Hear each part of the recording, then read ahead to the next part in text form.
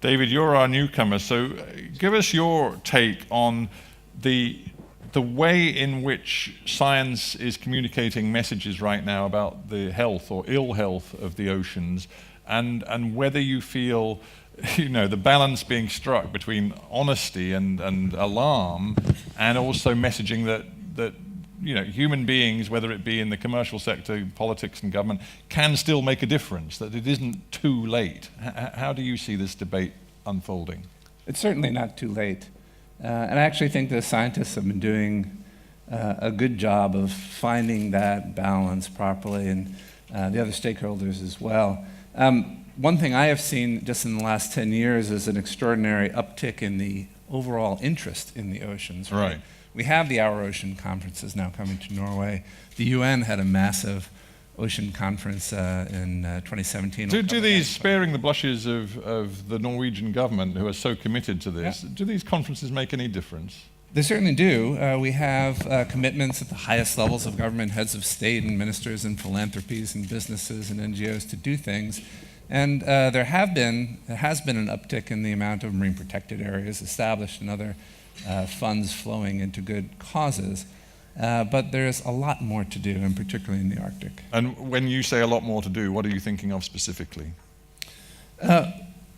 So one thing that we don't have in the Arctic, with apologies to Anne, is a dedicated marine science organization just to the Central Arctic Ocean region. We have ICES, which is primarily in the Atlantic, and Pisces in the North Pacific. One thing we might consider is whether we actually need some similar organization focusing exclusively on the Central Arctic Ocean. Anne, do you think that's a fair point? Anne-Christine, do you think that that's a fair point?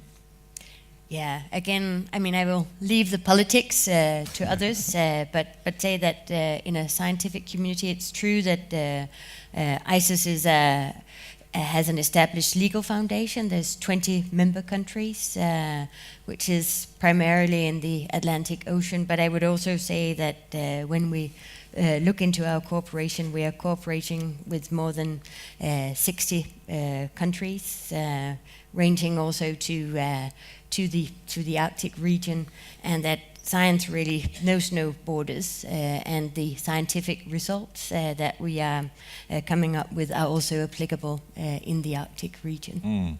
And of course, if I may just add then that we're talking here about warming oceans, so that what we are seeing also as an organization is that fish stocks that we have earlier given scientific advice of actually moving northwards. So it means that there is a connection, as we've been talking about, in the oceans, and we are actually now giving advice on stocks that are moving up northwards. And it's important, I think, to make use of an already established scientific network, and maybe then to enlarge that to include also other countries. Right. It is a funny thing here in the Arctic that while you clearly, I mean, I'm not questioning for a minute your sincere commitment to the cause of ocean health, there are major commercial benefits for Norway, at least in the short run, of ocean warming.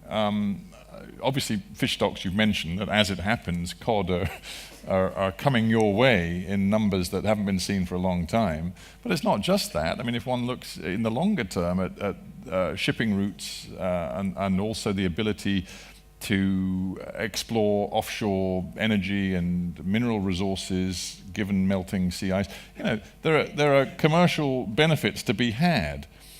And so actually, Tero, for you, on the Economic Council, I mean, you presumably look at this and you think, you know what, there's plenty of money to be made in a warming Arctic Ocean. Well, for sure, that's one approach. And of course, as we know, the World Economic Forum has estimated that it's a $1 trillion potential in the Arctic, whereas a lot about that is on the marine areas. But yet again, I have to slightly disagree on the discussion which we had whether the businesses are sort of carrying their message correctly or not. So let me go to the Baltic Sea, because that's the busiest sea, and it's really been struggling with pollution. Around 10 years ago, private citizens organized a Baltic Sea Action Group and a Clean Baltic Sea Foundation. And the Baltic Sea Action Group called upon initiatives from private citizens and companies to improve the status of the Baltic Sea with great results. We have more than 100 initiatives which were put into practice, and companies invested. The company which I was then running, Arctia, invested into oil pollution mechanisms in the icebreakers, to give an example. Another example was from the foundation, where they initiated a system for the tankers which operate in the area, how they had to navigate and how they have to provide information about their routes before they enter to the area. And this happened after a tanker went aground, and it was just very close to become a really, really big disaster. So there's been good actions from the business side as well. But nonetheless, I'm just wondering, for you, representing an economic council, whether, for example, you know, we heard from Pete about his notion that Norway is much more interested in talking about commercial exploitation than protection. For example, when it comes to the debate about whether to continue and ramp up energy exploration in the Barents Sea, for example, I imagine you're all for that. Well, I think that the holistic approach again here is needed, because whatever you do in the Arctic affects the societies, it affects the individuals. Sure, but I'd really like a yes or no answer. Well, I'm pro-business, of course, but I'm pro-sustainable business. Well, Yes. the answer is yes. You're all for it. Yes. What about you? You know, you sit in a government which appreciates the revenues that come in from the fossil fuel industry. It's one of the key pillars of the Norwegian economy, and yet here you sit as Mr. Clean Oceans, you know, Mr. Ocean Protection. What kind of job can you do given the context of your government? Thank you for not asking a yes or no question. Now, when you're in a transformation, you can't always answer yes or no. The point is, the world is in Well, actually, you've tempted me now. So you, you personally, are you in favour of full steam ahead, green light for more energy exploration in the Barents Sea? I am in favor of That's not yes or phasing no. out. I'm not hearing a yes or a no. Define full steam ahead. Let me. No, come on, actually, I'm going to pin serious. you down. I'm Please serious give me about- a yes or a no. Do you support it or do you not? I support a policy of exploration, but we are in a transformation, and that's why we know that fossil fuels will be phased out. We also know, and the IPCC is clear on this, that it's not going to happen overnight. And the speed with which fossil fuels will be phased out depends on demand. Which country in the world is doing the most to reduce demand for oil from the transportation sector? Just asking. Yeah, no, but No. I mean, this is all interesting, but it, No, May it's I? not. It's not only interesting. It's very important. but it, Because you need to demonstrate that you can electrify and decarbonize. this is the road longest transit. refusal to say yes or no that I've ever heard. I can help answer the Go on, question. then. So Norway just approved 83 new areas for oil exploration up to the north. 25 of them are in areas that are considered especially vulnerable. Norway, and I should say this, are definitely in the forefront of doing great technology and trying to do this in a very careful way. That doesn't really change Yeah. the fact that they are pushing oil exploration Yeah. up north. Exactly. So the real issue, Vidar, is whether you, with your important hat on your head of special representative for the ocean, are at least fighting the fight, making the case in the Norwegian government for saying, no, we need to stop this, and we need to stop it now. What would happen if we did that? Would oil demand stop? It wouldn't. Norway's oil production is part of If every country in the world took that approach to that sort of decision, nothing would ever change. How are you going to reach the IPCC because goals? every country in the world should look at how they can decarbonize transport, which is the biggest taker of oil. We're doing that on roads, and we're doing that in shipping.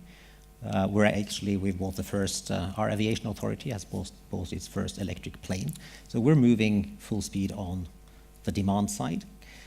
Our production is within the European emission trading scheme, which means that emissions are offset. And by far, most of our export of oil and gas goes to the European market, so the consumption is I also don't think part of anybody that scheme. disputes that in the global sort of scope of energy producers, Norway does a respectable job. It's relatively clean and it makes an effort and it believes in trying to make a cleaner world. But in the end, you know better than I that the environmental advocates and the scientists all agree that unless we leave the majority of fossil fuel that still sits under our earth in terms of reserves, unless we leave it in the ground, there is no way that we can ever get close to meeting the targets that have been set to keep warming below the 1.5 degrees centigrade. So it is incumbent on Norway to take responsibility on this issue, not just to say, oh, well, if we don't produce it, somebody else will, and they'll do it dirtier than we do. In terms of the whole planet's reserves, Norway has a substantial part of them, and Norway has to make its own decision and take its own responsibility. That is absolutely correct, which is why we have a carbon tax plus being part of the European trading scheme, so there's offset of all our oil production in terms of emission reductions elsewhere.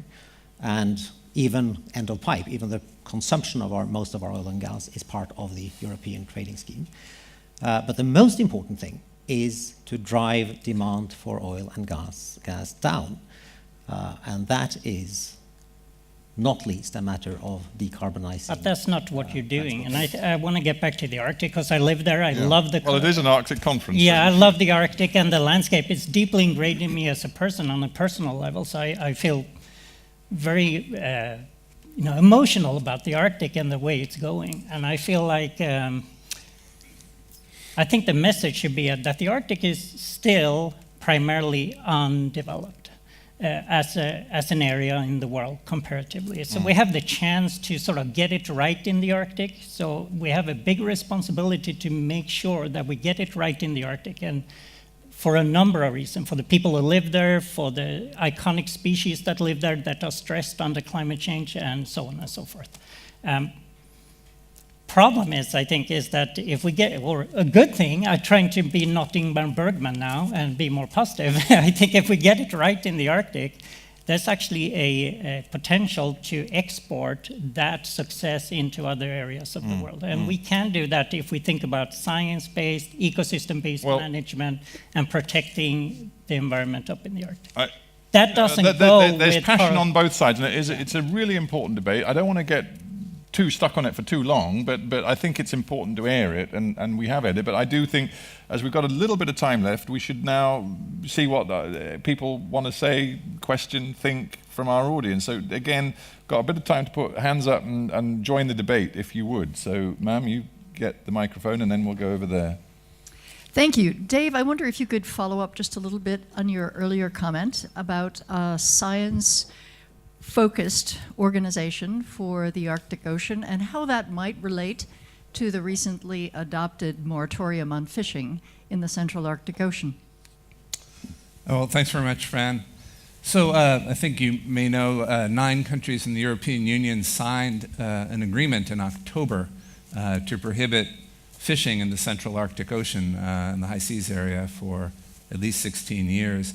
And they also committed to create a new joint program of scientific research and monitoring related to fisheries.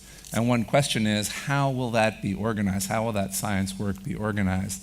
There are a number of different possible models, but one possible model would be to create a marine science organization for the Central Arctic Ocean that does not exist today, and that would be one of its tasks. So that organization could do much more. It could do the sort of work that ICES and PICES do for the Atlantic and North Pacific, respectively. And while those 2 organizations are also working together in the Arctic, neither of them are dedicated exclusively to the Arctic. And so one possibility is to create something new dedicated exclusively to the Arctic. Can I just ask, the 9 EU nations that have pledged not to fish in the Central Arctic, who are the big fishers in the Central Arctic? So in that high seas area, 2.8 million square kilometers, there has never been fishing in recorded history. That's because it's been covered by ice year-round until now. Right. Now a portion of it is open ocean for part of the year. That portion is growing, spatially and temporally. And there's the prospect that there could be fishing starting. Has any started? I mean, are any... No, but United States, Canada, Russia, Denmark, Rosa Greenland, Norway, Iceland, the EU, Japan, China, and Korea have all agreed not to start fishing there, Right. at least for now. The beauty, though, Stephen, is that it's a precautionary method. So we're looking ahead, and we're seeing there might be something in the future. Let's get ahead of the game and get something in place. And I think we can use that precautionary Yeah. method for other applications in the Arctic. Interesting. Did you want to say something, Christine? Yes, and as was stated also that ICES has, together with PICES, also been looking into how we could help provide some of the scientific background Right. and some of our experience for how we are dealing with this in But that- yeah. other areas. Well, that is good that people are looking ahead and pledging not to do bad stuff, even though the opportunity might arise quite quickly. Yeah, I think it's pledging not to do bad stuff, but it's also pledging now to get the scientific understanding of an area which hasn't been explored Right. due to the fact that it has been ice covered. Under ice, yeah. I know there was a question. Yes, wonderful. Hand up, so we'll get you the microphone. Hi, my name is Ragnhild Hatlebakk. I've actually been drilling up in the Barents Sea, so I'm a bit biased. But I have this sort of question, because I don't really get the full picture sometimes, because we're discussing hydrocarbons. We're not discussing coal, which is actually growing a lot. And we're not really thinking worldwide, but we're like these countries with so much resources, and we can solve things in the Arctic, but like the plastic in the ocean is such a major thing. And I see it's a problem, like the people growing, the growth of, like, we can't sustain so much people. And if you're looking at all these countries that doesn't really have all these resources, we need to help them. So, this is our planet. We need to look at across the borders, not only in the ocean, but entire planet. That's sort of, how are we looking at that? If you could sum that up in one quick question, what would it be? And you can choose any of our panel. I think maybe the plastic and the hydrocarbons is masking the problem that we are actually getting too much people. We are using too much things. Yes. And that's sort of where I would like to get, how can we solve that? Just a quick comment. We so often forget the fact that what happens in the Arctic is a result of human activity, mainly outside the Arctic. And I think this is the case here as well.